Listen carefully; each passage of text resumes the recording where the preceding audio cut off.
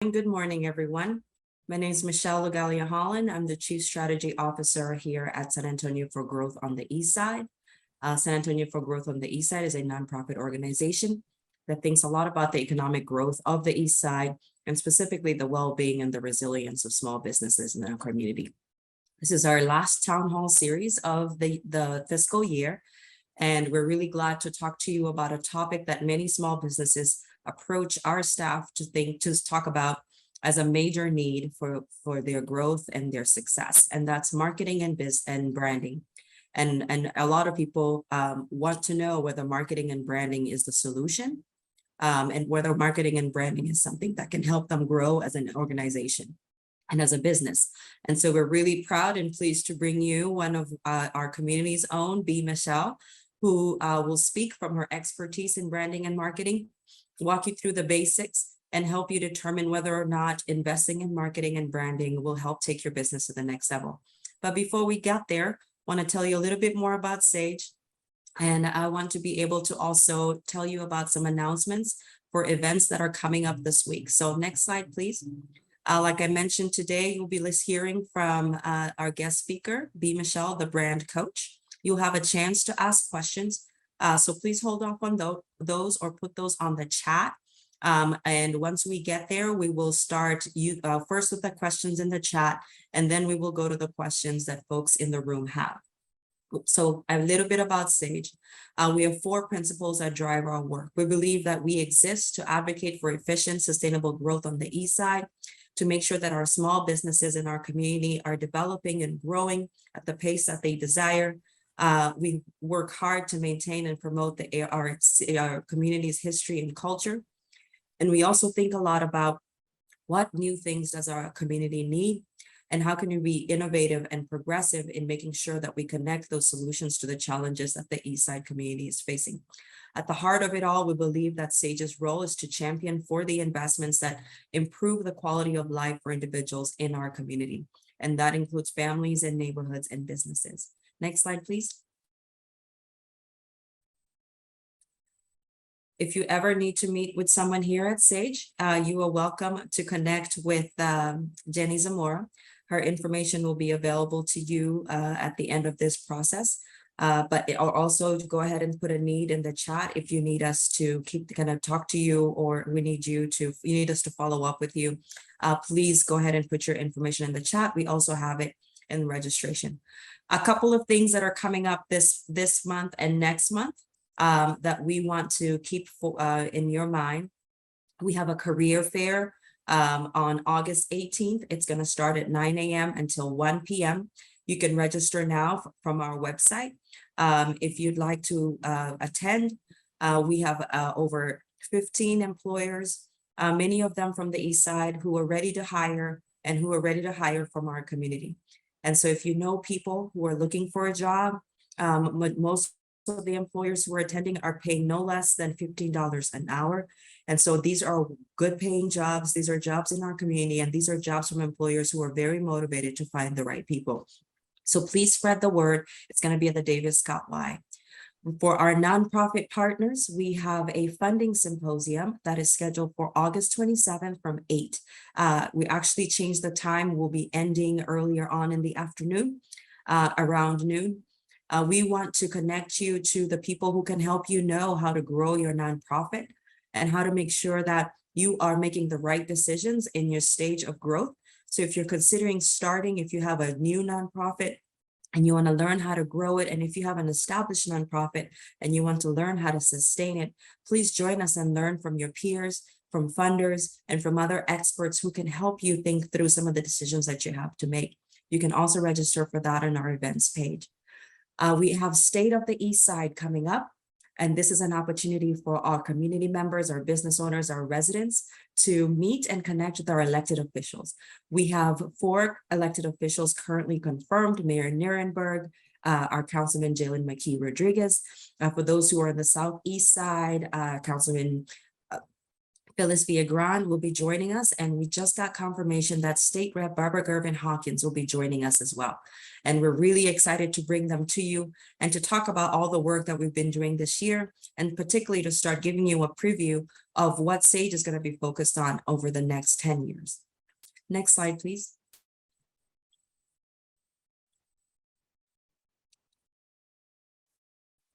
I'm going to pass it over at the end of this portion to Mr. Leday, our Chief Financial Officer here at SAGE, to talk about the COVID impact grants. But before I do that, I also want to make you aware of two opportunities that are very meaningful and significant.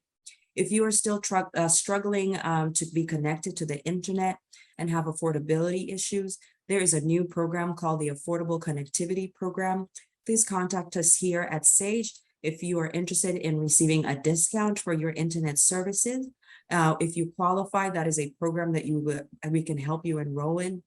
And you can also get a discount to purchase a device. And so if this is your reality, if this is the reality of someone that you know, please spread the word and connect them to us. There's also a new initiative in our community. Many households in our zip codes here on the East Side qualify. It's called the San Antonio Goals Initiative. This is a study, it's a research study, but it could be very beneficial for the folks who are accepted into the study.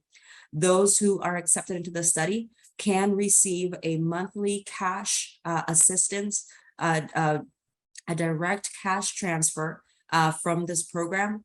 And what they're looking to do is to study whether or not receiving cash or receiving cash and also receiving coaching or receiving financial coaching, whether each of those interventions are stronger separately or together and make the most impact for our communities that need support making ends meet.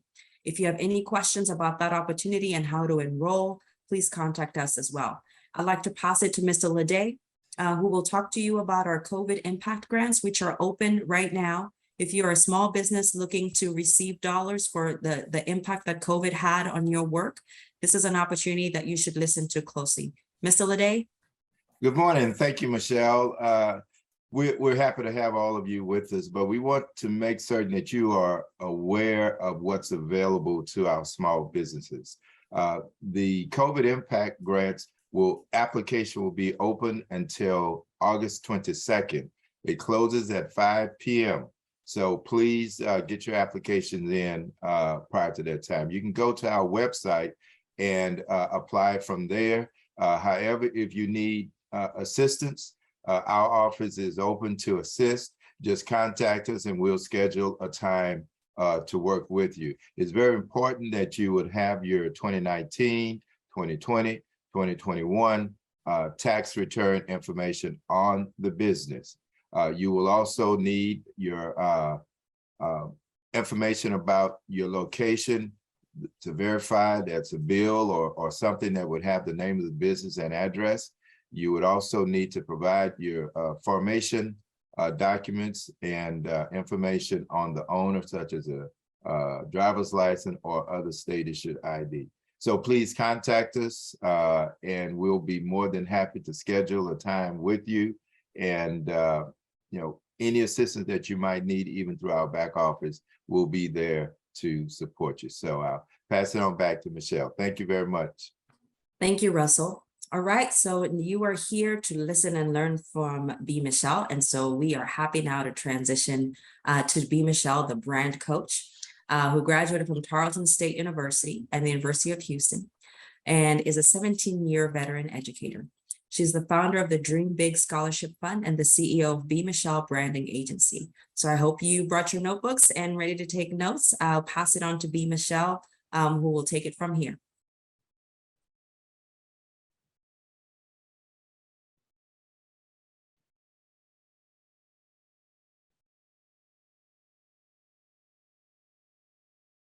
Can you hear me? Now we can, yes.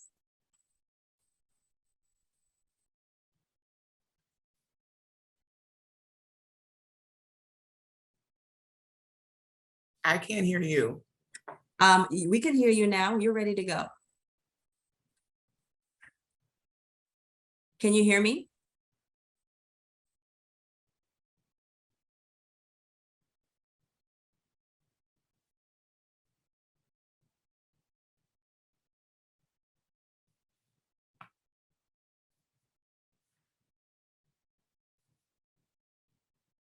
Okay, good morning. How is everyone? Okay, I didn't know I couldn't hear anything coming through. Well, welcome. Thank you, Sage, for this opportunity to present on what I love, which is branding and brand development. So this presentation, we're going to pretty much talk about setting the foundation of building your brand and some important things that as business owners that you should do. And it's not something that I always tell people, these are things that should just happen over time, but definitely need to be done. So you don't have to feel compelled to do all of them in a week or in a month, but things that you should be definitely striving towards to really build the brand that you want. Next slide. So just a little bit of information about what we do here at the B Michele Branding Agency. So we are a full service branding agency, which makes up, we have 3 areas in which we help small businesses develop their brand. And that's event planning. We plan events, workshops, conferences, networking events, launch parties, things of that nature for small business owners to help them get in front of their target audience and further build their brand. We also do custom design and promotional items, so helping you build out your logo, your website, apparel. So anything that you need to really market and increase your brand awareness, we can help you with. And our third service is we provide consulting and coaching services on business and brand related topics. So if you're not sure of, what type of business you want to start, where to find your target audience, those are things that we can sit down and discuss and talk to you about. Next slide. So I always like to, and as you guys, as we go through the presentation, feel free to, jot down questions that you may have for me. But one of the things that I always like to do whenever I present is really talk about what is branding, because a lot of people kind of think they know or have an idea, and some people just don't necessarily know at all. So I always like to kind of start here, giving out information about what it actually is. So branding is really how you really differentiate yourself in the market. And so the example that I always like to use that typically most people can resonate with is hairstylists and barbers. So although there are hairstylists and barbers in different brands all over the country, and especially here in San Antonio, but the thing that makes one barber, one hairstylist different from the other may be the type of service that they offer. Some hairstylists or barber only offer one type of haircut or one type of hairstyle. So that means they specialize in one thing specific. Some people may do all type of stuff. So when you differentiate yourself, meaning either specializing in an area, or you either have multiple services, but maybe how you deliver those services is different. And always another example I like to use is the difference between we like Dollar Tree and even Family Dollar and Dollar General. All of them have dollar in their name, but at the end of the day, one of them, which, well, up until recently, it literally is items. You can get some of these same items at all 3 of these stores, but one of them is literally just $1. So the way they differentiate themselves from the market is all of the items in their store are $1, whereas all of the items at Family Dollar or Dollar General cost between $1 to $20, $30, depending on what you're buying. So those are just some ways that, depending on if you're in a market that's heavily saturated, you want to really find ways to differentiate yourself and make yourself different and stand out. The other part that goes along with this is how your customers and your clients really perceive you. What do they think about you? What do they think about your service? What do they think about your product? How you deliver it, your location, all of that is taken into account when establishing a brand. And these are things that you should take into account, actually, even before you're launching your business. And sometimes I know we kind of get thrusted into a situation, or we're stepping out on faith, so we just start, not necessarily knowing that we probably should do all of these things. But one of the things you definitely, and if you haven't had a chance, it's always okay to go back and hit the reset button. That's one thing I love about entrepreneurship. You can always rebrand.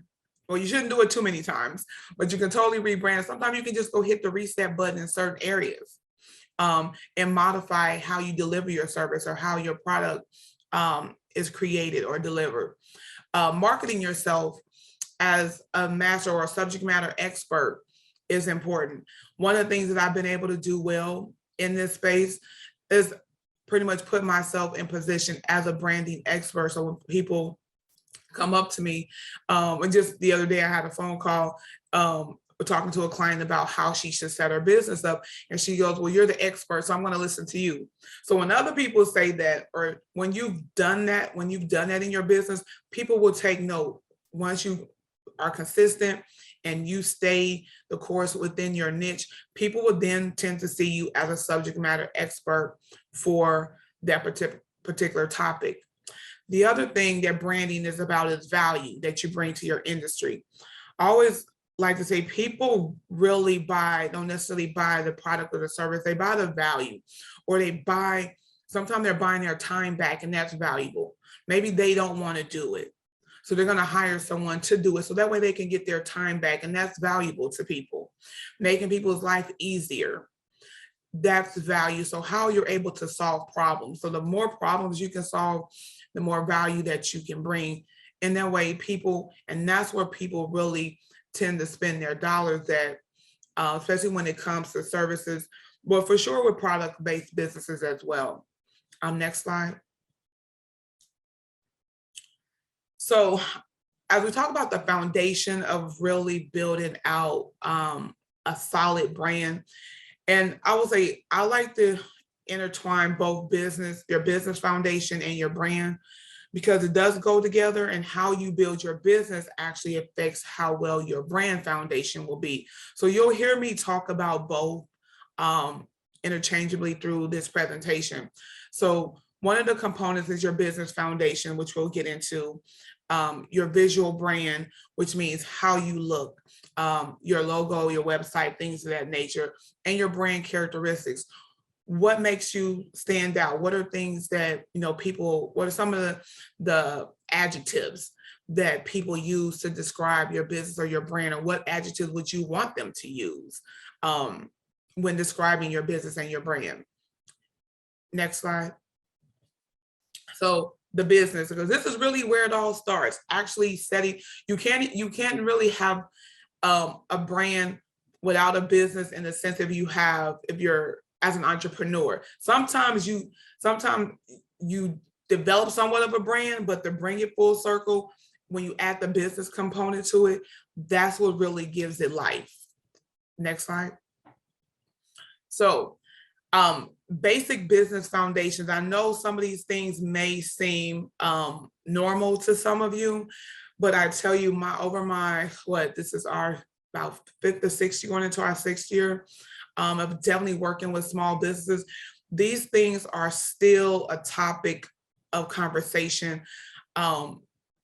with a lot of people. Some people know that they should have some of these things, but not necessarily sure why. Some people have no idea really where to start. I just had a consultation with a client the other day, and he's been a trainer for almost 6-7 years and hasn't necessarily really put his business foundation together. And I was really surprised, because I just thought he kind of had it together. So I was really shocked when he contacted me. So your EIN. So the EIN is like your business. So it's like it's a social security number for your business. That's how I normally, explain it. So this is the way you have a social security number as as yourself. Your business has an EIN number, which that number goes everywhere your business goes. Okay, so anything that you do in your business, especially when it's time to get a loan, when you're applying for business credit, when you're getting your business checking account, they're going to ask you for your EIN number.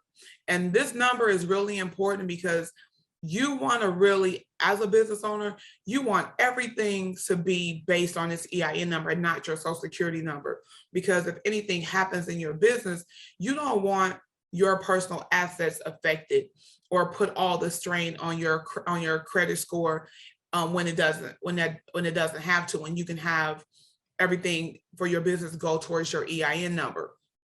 A DBA, which means securing your name. I always like to explain the difference between the DBA and an LLC. So a DBA literally just does that, is doing business as. And all that does is when you go to Bexar County or whatever county you reside in to get a DBA, all it's doing is saying that you have the right to use this name. That's it. There's no necessarily protection added to it. It just says you have the right to use this name and no one else can use it because you already got the DBA in this name. And I think DBAs go up to 10 years, if I'm not mistaken. And I put in parentheses trademark, which I'll talk about that before we end this, before I go to the next slide.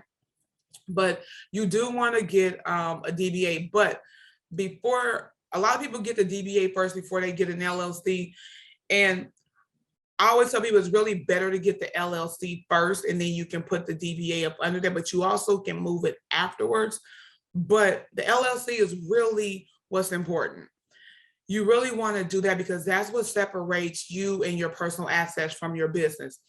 I was just explaining to my mom, I bought a vehicle for the business, and I bought it using my business information, my business EIN. So I told her that my business bought the truck, B Michele didn't buy the truck. And that's really how it works. Your business can buy things that maybe you personally don't have maybe the capacity, or maybe even, or your credit score is not high enough, or maybe your business credit score is high enough, and that's a whole nother workshop.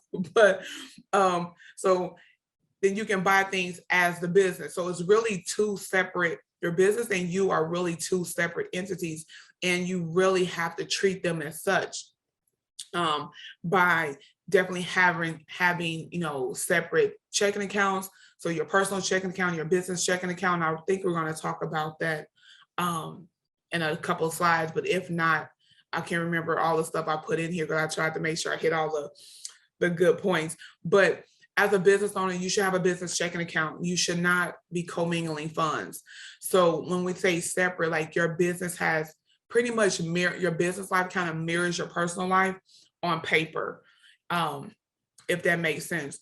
And one of the things about having your EIN number, having your LLC, having your DBA, all of those things help build trust in your brand. And when I say it helps build trust in your brand, it has a lot to do with how people perceive you. Remember in the previous slide, I talked about branding also has to do with perception.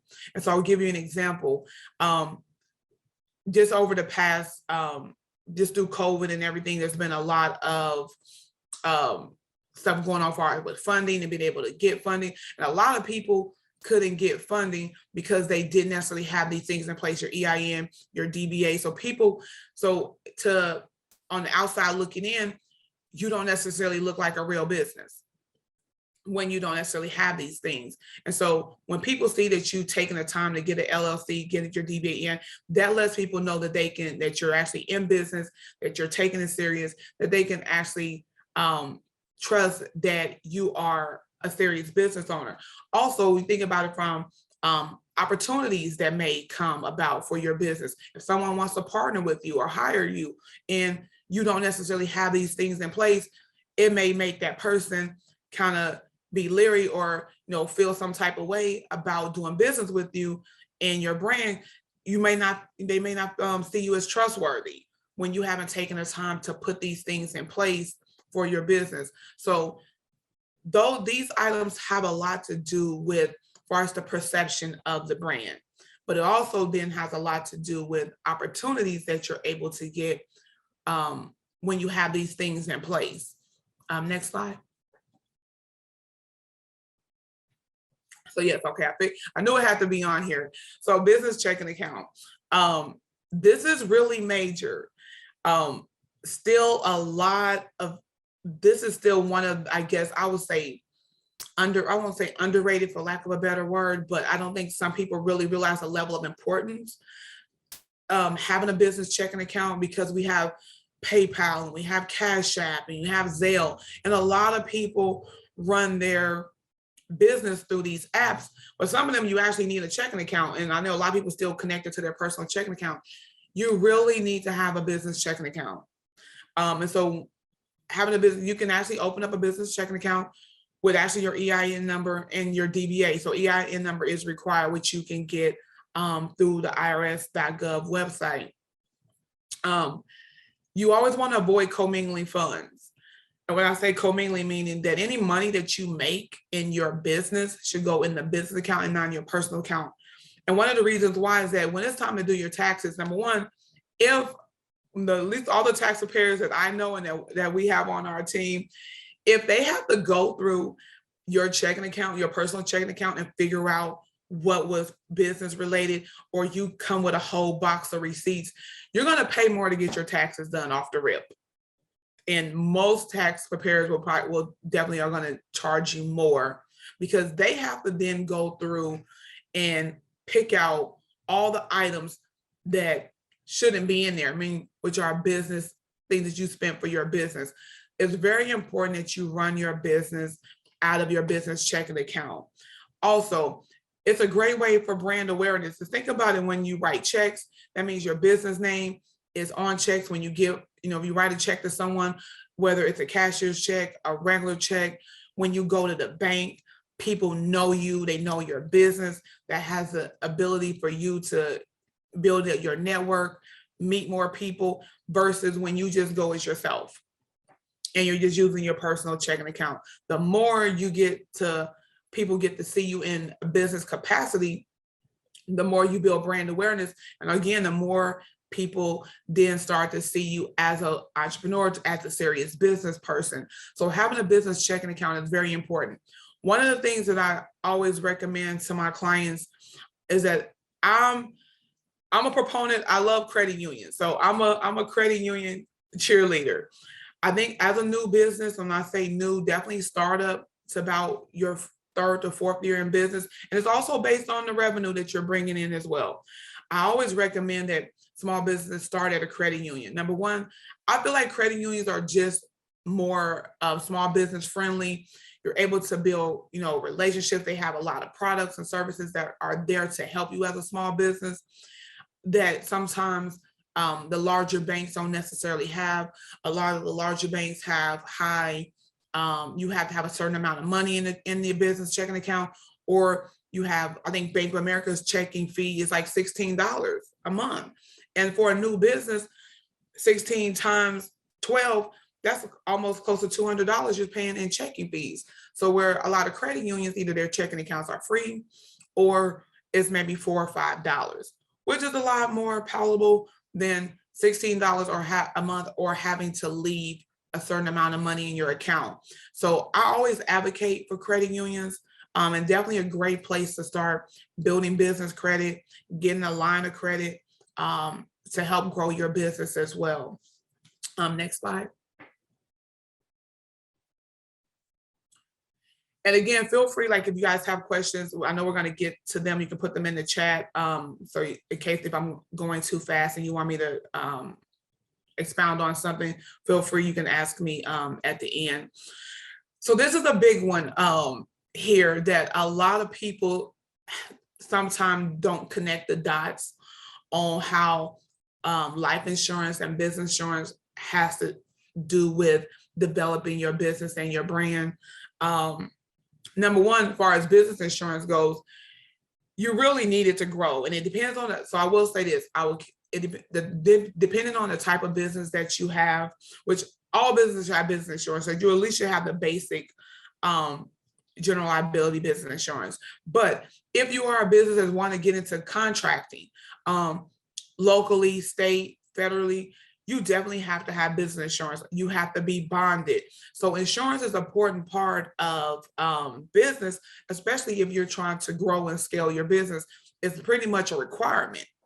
So especially if you're in construction, if you're in the food service industry, even for myself, in the coaching and consulting space, insurance is important.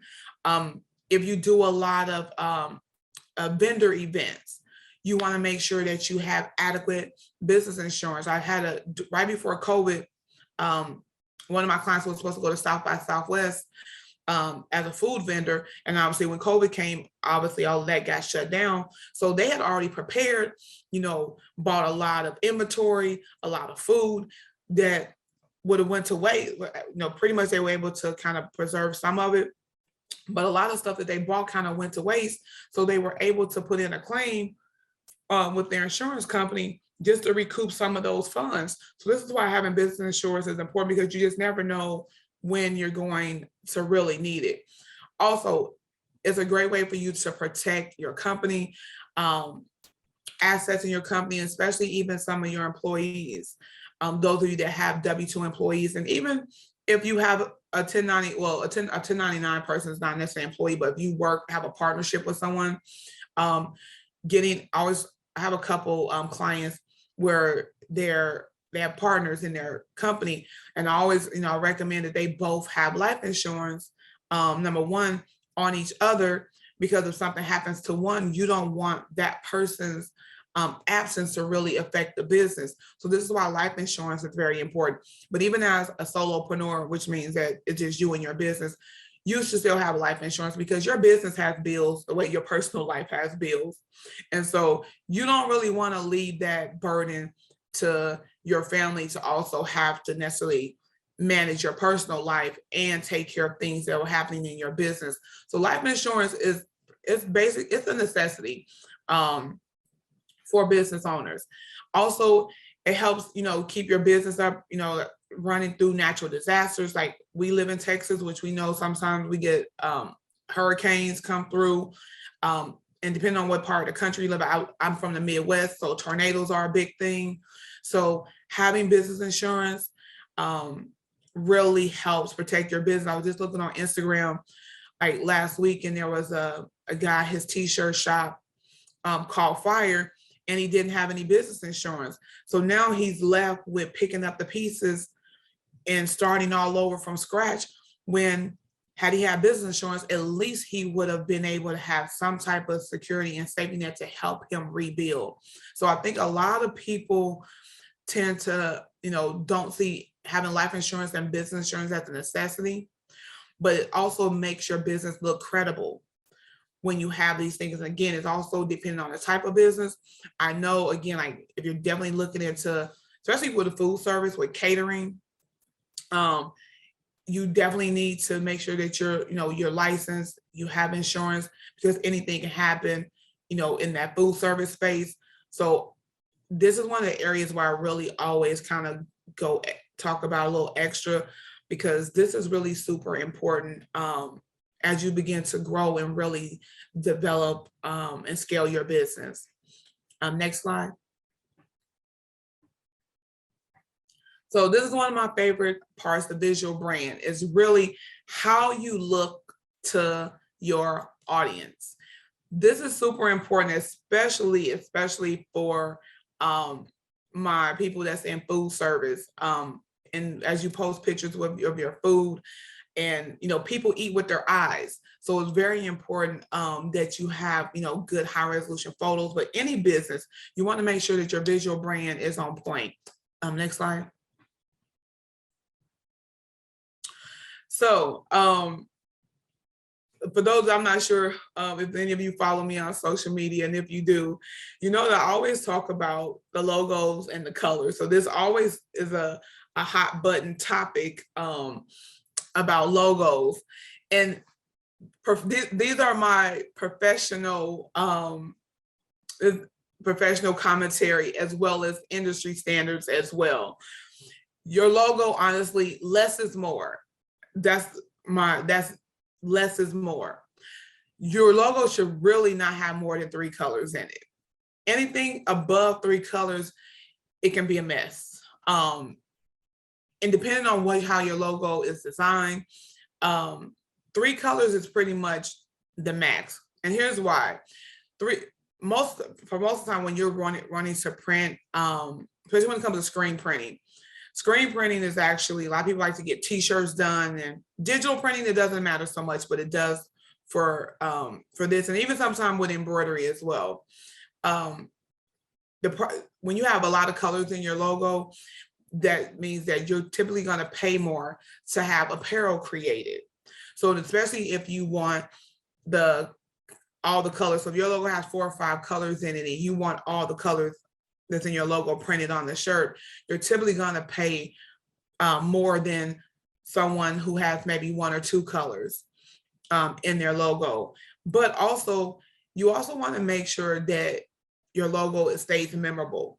And sometimes when you have a lot of colors in it, it's hard for it to resonate with people. So, and then a lot of times, depending on the colors that you have, you want to be mindful of those colors, that they actually, they mesh well with each other. It's important that your brand colors really go together. Your hex codes. This is a lot of people, I try to make sure all of my clients, even when we do logos and design logos for our clients, we always give our clients the hex codes. This is one of the best ways to keep your brand on point. So no matter what you're getting designed, you can always give the hex codes to the graphic designer to make sure your brand colors stay on point.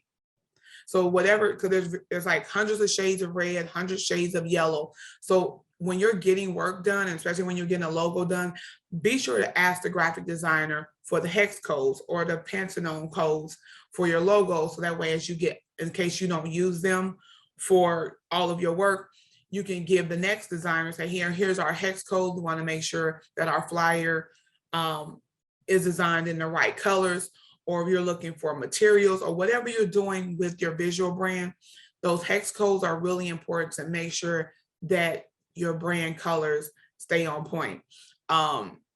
If you think about McDonald's with the red and the yellow, that's a specific red, a specific yellow, that whenever you see it, even if you don't see those colors and see attached to a McDonald's, you automatically think McDonald's when you see them together. UPS with the brown and the gold, FedEx. So a lot of companies have, like Tiffany has the Tiffany blue. Whenever you see that blue, you automatically, no matter where you see it at, you automatically resonate that blue with the company Tiffany's. I'm not a fan of glitter. So I would say if you want to keep your logo professional, so this one, the no glitter, that's just me. That's my own personal feelings. Having glitter in your logo, I really think is really truly based on your target audience.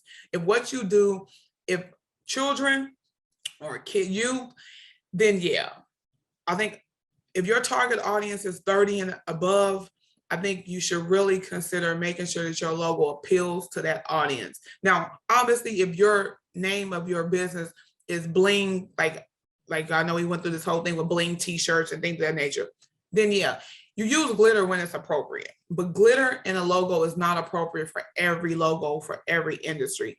So just be mindful of putting glitter in your logo. So also, and it doesn't translate well. So glitter does not translate well when it's time to print, embroider, screen print, a lot of times. So you kind of have to just use a base plain color anyway.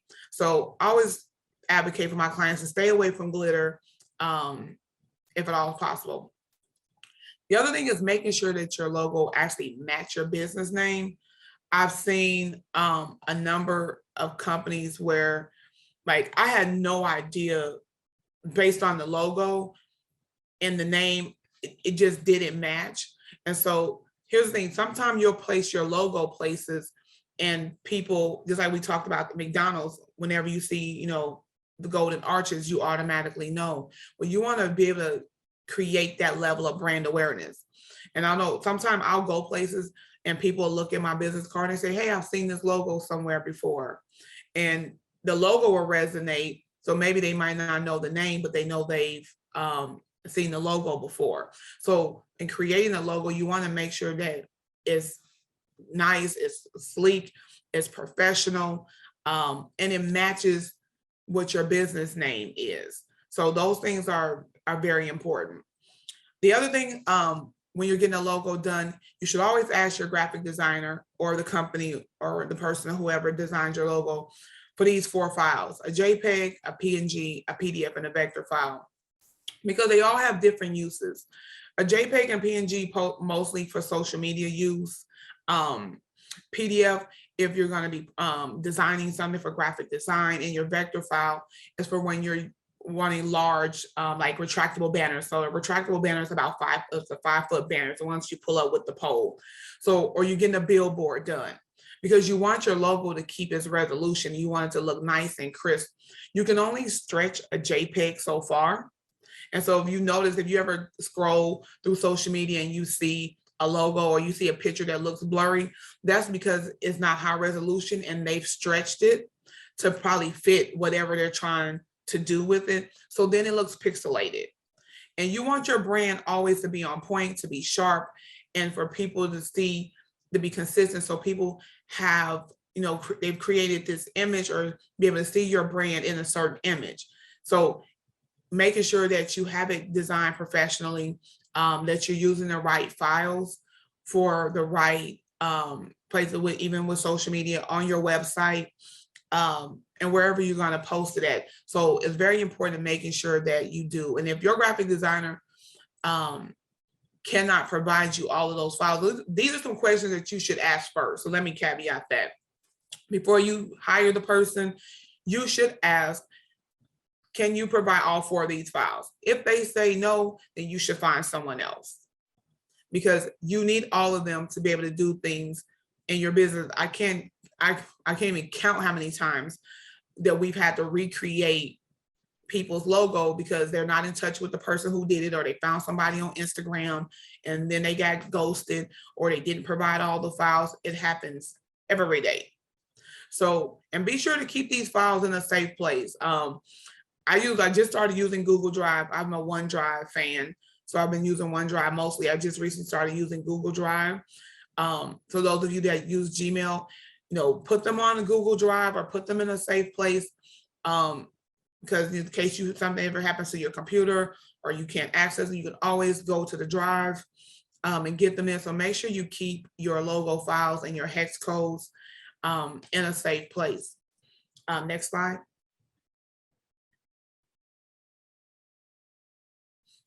So photos, as I was saying earlier, it's very important, especially for food establishments.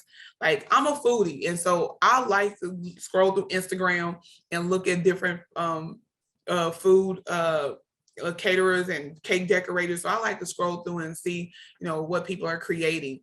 And so, especially, I would say for my restaurants and food people, definitely good high resolution photos of your food, of your products, even product based. You always want to put your best brand forward. That's the best way I can say this. And good high resolution photos help you do that. Personally and professionally, I feel like every entrepreneur should have a brand photo shoot. Everyone should have headshots, and you should at least, so my caveat to headshots, as you can see, is that if you have lost or gained 20 pounds, you should get new headshots, up or down.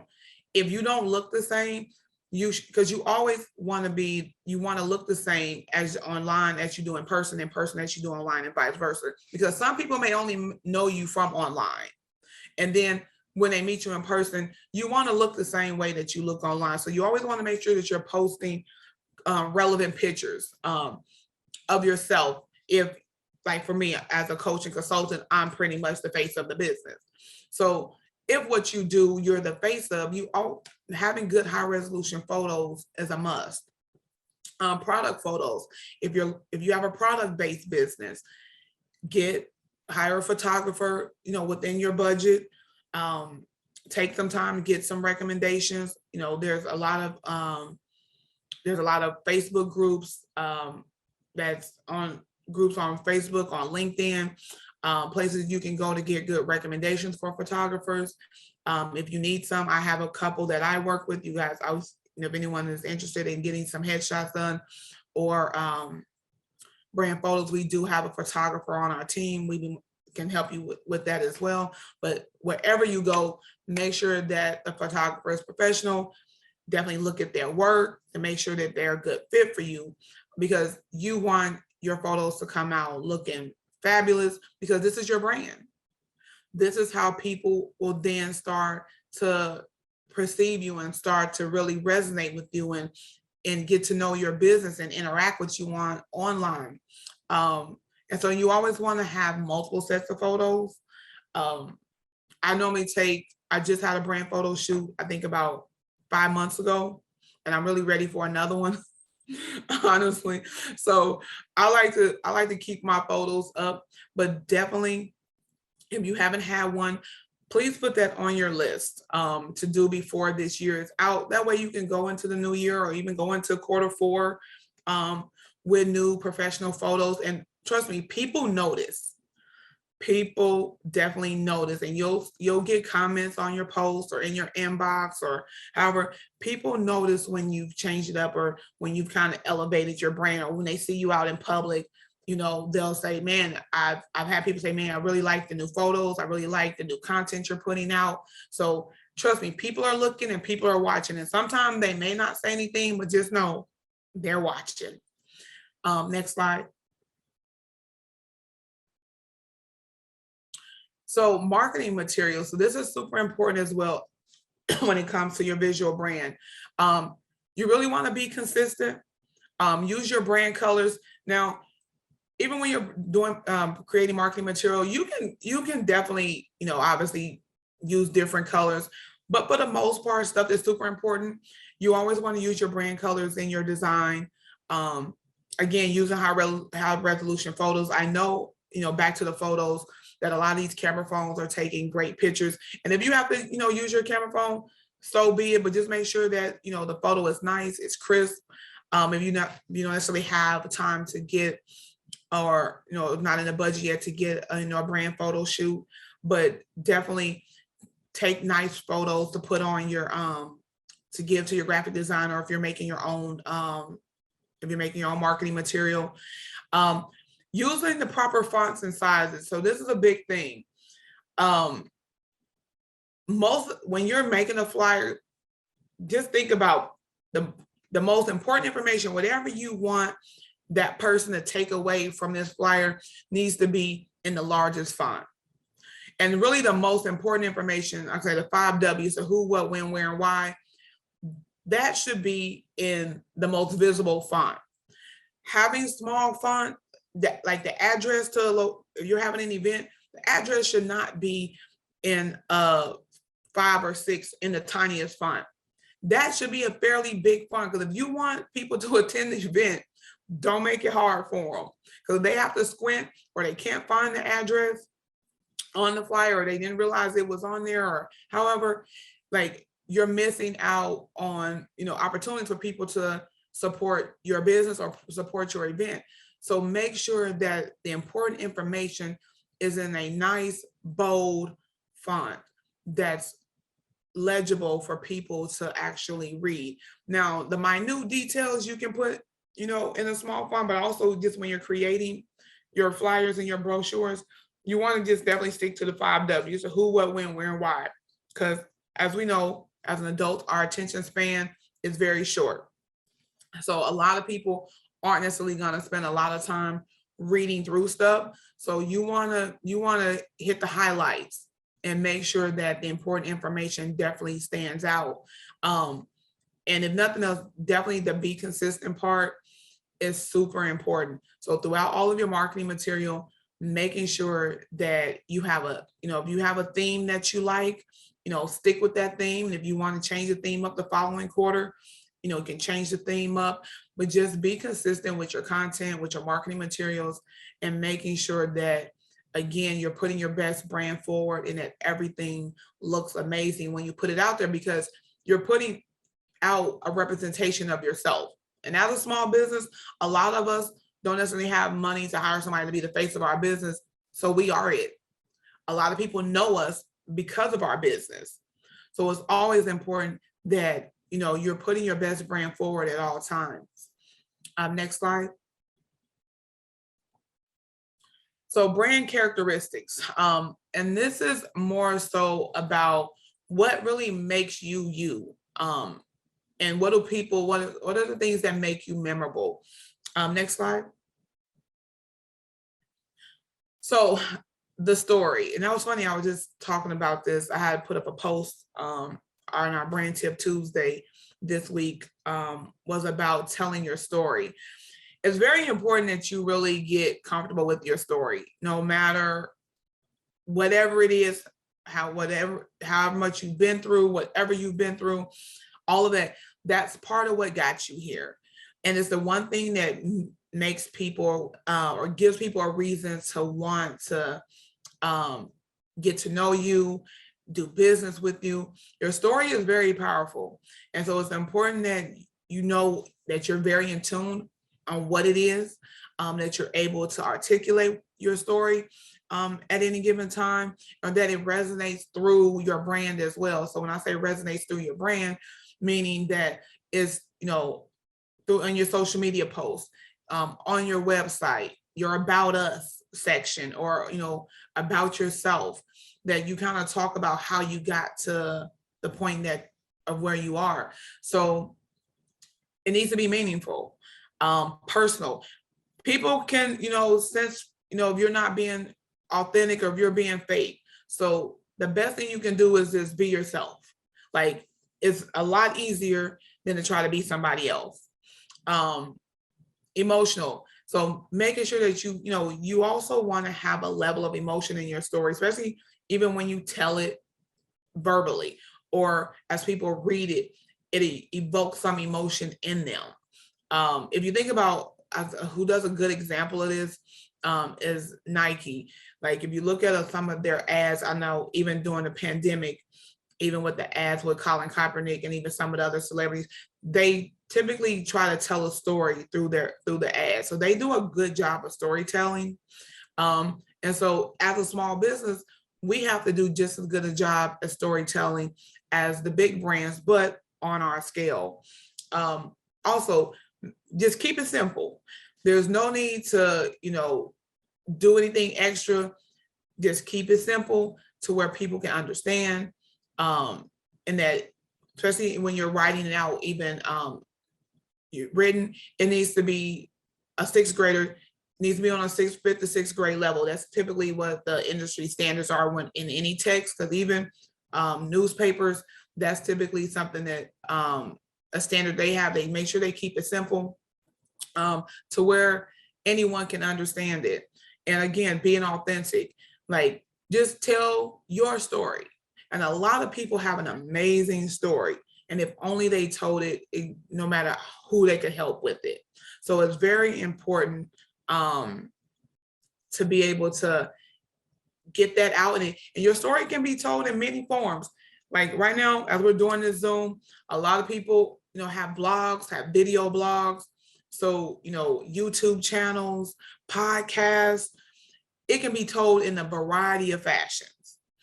It can be, told through different posts, as you share, on your social media pages, a number of ways. So just be creative with how you tell your story to your audience. And sometimes telling your story will actually help you build and grow your audience, because they're going to be there because they want to see how the story goes. They want to see how it turns out. They want to see how it started, how it's going, and how it's going to end up. So one thing about people, we love to be in people business. So this is a great way to have people in your business in a good way, and let them have some insight into who you are as a business owner, but what the brand represents. Because as a business owner, your story is the brand, no matter what industry you're in, because you're the one who started the business. All right, next slide. So this one is, I talked about a little bit earlier in the presentation about how you differentiate yourself. And the best way to do that is find your niche. And that means figure out where your sweet spot is, and where there's a sweet spot in the market. Look to see where there's a void at, like as far as delivery. We always talk about, yes, there's a lot of everything out there, but how the service or the product is delivered is what makes it different. If you think about, I know Domino's has this thing now, because there's Domino's, there's Pizza Hut, there's Papa John's, lots of pizza brands. So Domino's has this thing now, and I think it's obviously part of, just the employee, them not having a hard time hiring people, to where now they will pay you to come pick up your pizza. Okay, so they also, one of their things is that if it's not there in 15 minutes, they'll give it to you for free. So those are things that sets Domino's apart from Pizza Hut, from Papa John's. So it's the same way, figuring out what your niche is and how you want to deliver your product or service that makes it different from the next person that's doing it. Everyone is not your client. And so the more you niche down, the more you figure out where you can really, really hone in and provide a product or a service to an audience or do it different than what's being offered, the better you are. Even you've targeted down so much to where you only serve a particular audience. So your niche can actually even be the audience. So maybe you only work with small or startups. That's a particular audience. Or you only work with six-figure companies or businesses. Or you only work with maybe your business for children. So maybe you have your brand is for babies and toddlers. Okay, so an audience can also be a niche, as well. So if your product or service is for just a particular group of people, but it's really important that you find your lane. And sometimes it takes a while. It's not instant. So sometimes you're in business for a couple of years and you realize, hey, maybe this is not me. You need to pivot. And that's okay. But once you find your lane and you stay the course, it definitely will pan out. I started out as an event planner, and have morphed into a branding agency. And I feel like I've definitely found my lane. Being an educator for 17 years, teaching people and educating people, that's always been a passion of mine. And it's, what I do as a trade. And I've done, taught, little people, kids. So now to be able to bring that over to teaching adults about business and brand development, that's my lane. That's pretty much my niche, is educating business owners and educating people about business and brand development. And so building your tribe is important too. A lot of times people always talk about, having support and their family supporting them and their friends supporting them. That may not happen. And so you have to be okay with that. But if you build a tribe, if you may have to find you a group of like-minded people and let that be your support system and how you move forward. Because a lot of times it may not come from the people that you share a bloodline with or that you've been friends with for 20 years. Sometimes it may come from other business owners, other business professionals. So don't be afraid to really build your own tribe, build your own circle to help you, go through in your business. And part of your niche is that you've been and built a tribe of people that want to do business with just you because of what you do or how you do it. And so in that, you'll build out a support system, as well as a customer base when you have a niche as well. Next slide. So customer service. I chuckle a little bit because this has been definitely a topic of conversation the last couple of days in my life. Customer service is very important. This is one of the things that will make or break your business. No matter how good your product or your service is, if your customer service is horrible, people will not come. People will continue to patronize you because even if your product or your service is not great, but your customer service is impeccable, they'll still come for the customer service, even though they probably could get that product or service somewhere else a little better. But just because of how you treat them, how you interact with them, they will come to you. And that is very true, and it plays out in businesses every day. So online communication is important.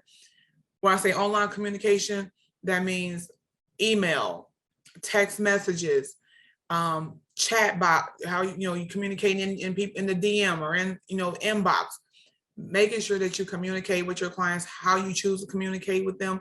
Be open about how they can communicate with you. Are you okay with text messaging? Is your client okay with text messaging? Do they prefer emails? Figure out what mode works best for your customer base. In-person communication is important. So making sure that you're available. If your business warrants that, because a lot of businesses are just online, okay, and you have to just call customer service, or you have to go through, you know, an email portal. But most small businesses, you can still actually be able to talk to the person, because they're pretty much a person providing the service or the product. So making sure that, you know, your in-person communication, you know, that you're making sure you're staying on top of, you know, appointments, being available to speak with people. There's nothing worse than a customer or a client, you know, having a hard time getting in touch with you to be able to communicate with you. So make sure that you show up for your clients and be available. Know your client.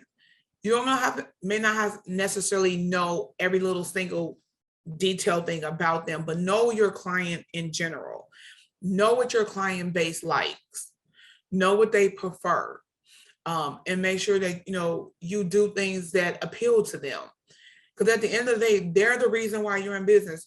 And I think a lot of times, sometimes as small business owners, we forget that we're in business to serve. Hopefully you started your business to be of service. And that's why it's called customer service. And if you didn't start your business for that purpose, you may want to reevaluate why you're in this space, because you are here to serve. And this is customer service is part of service.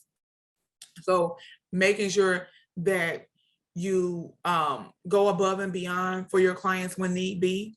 I know during COVID, I made sure that I tried to check on as many of my clients as possible, like actually either call them or text them, to where it was direct communication from me. A couple of my clients did get COVID.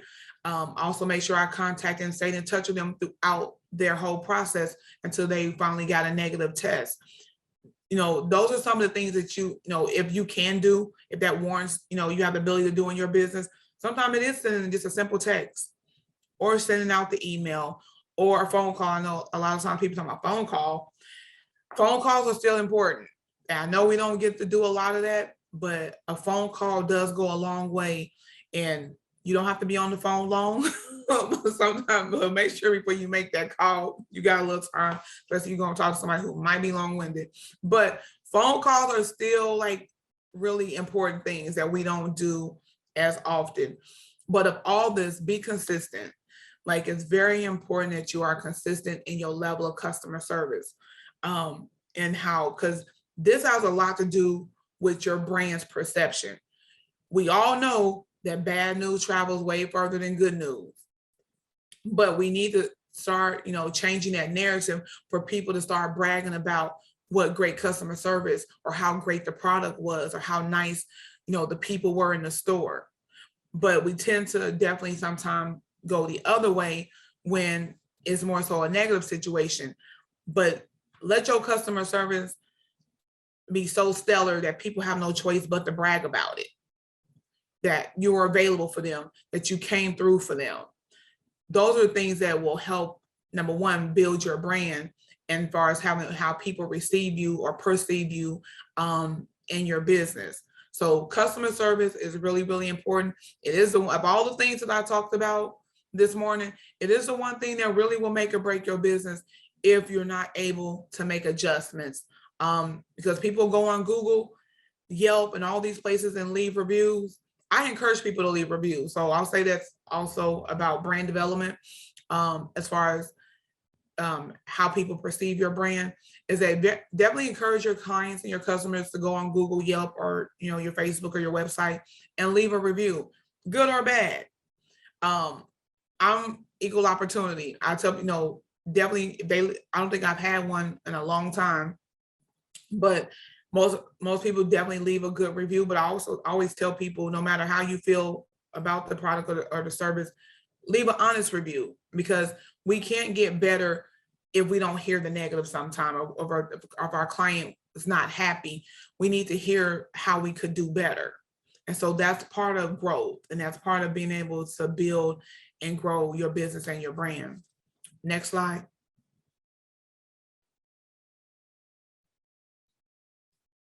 Oh, that was the end. I thought I had something else. Well, thank you again, Sage, for this opportunity to present on brand development and building out the foundation of your brand. I hope that, you guys were able to get some value, some tips, some strategies to move forward in your business to be able to grow with. I see there's a couple things in the chat. So you guys have some questions or comments or concerns. Let's hear them.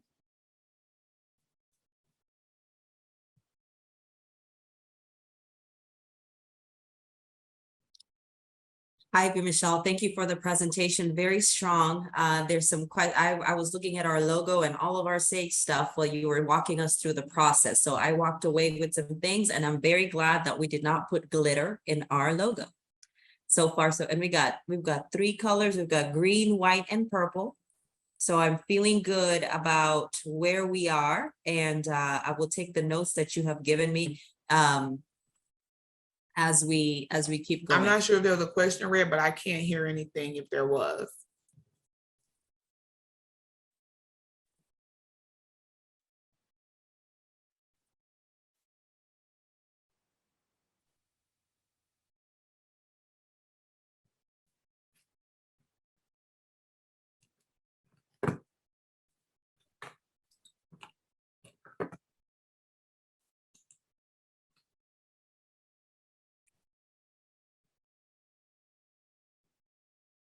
Okay, this one has the pandemic changed the way small business.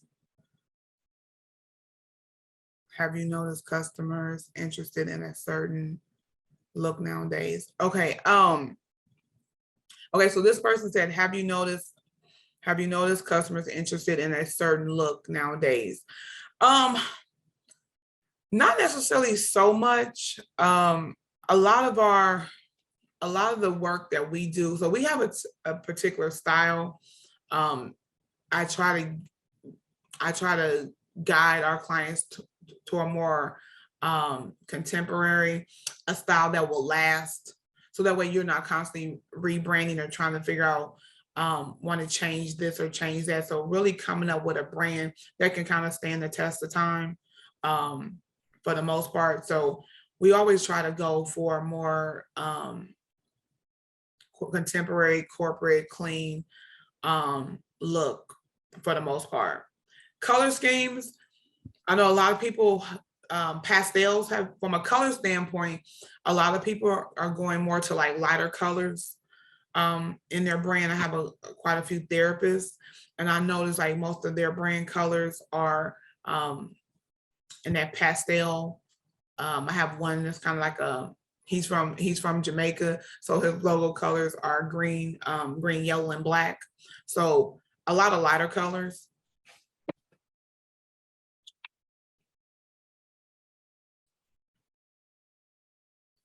All right, second question, when and what sequence should I increase investment in business marketing?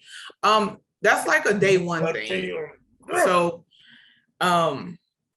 you really should honestly kind of have a plan on how you plan to market your business, like from the start. So at least, and I'm not sure if you budget, so marketing should actually be budgeted in your monthly budget. So there should be a line item in your monthly expenses for marketing.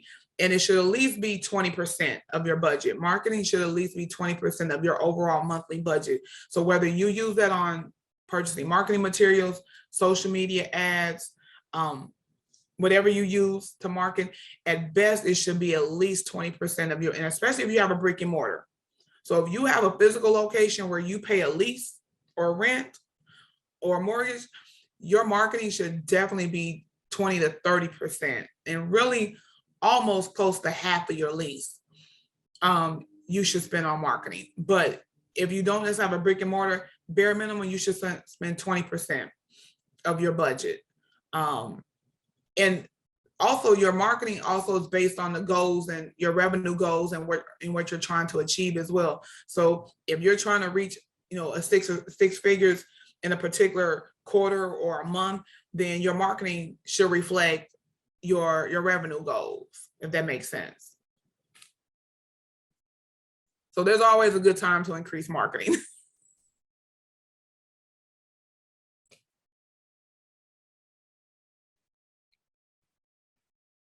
All right, everyone. Thank you for joining us in this I'm gonna see that webinar. I I missed hope it was things. highly Okay. informative for everyone. And that you learned something new about your brand and your marketing and any opportunity that you might have to improve it. I want to thank our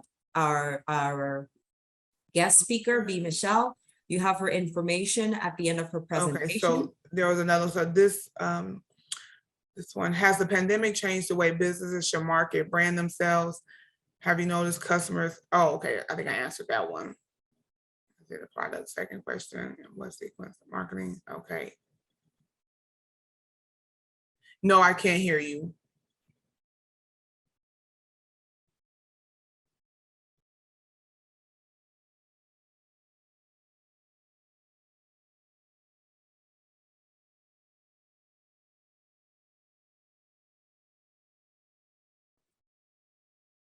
All right, I'm not sure if you can hear me now, but I'm communicating with you in the chat. I think we're having some issues with you hearing us, B Michele, but we're a little over time and we wanted to bring people back to their times.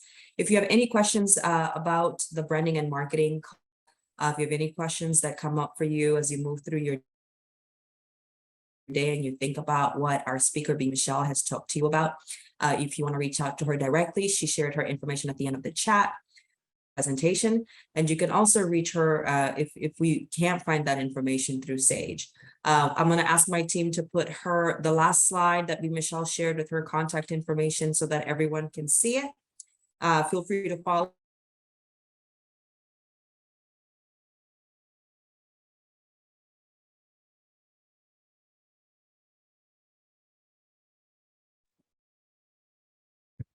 Well, I'm not certain what's happening with Michelle's audio, but we do want to thank B Michele for being with us. Tell you, this was great. I learned so much today. Thank you so much. And to all of you that joined us, we appreciate you being a part of it. And we encourage you to be prepared for the next one that will be coming. I think this is the last one for this fiscal year, but we will be doing more. Please take advantage of the other opportunities and information that we have coming up in the coming weeks. Thank you guys and have a great day, the rest of your week. Bye-bye.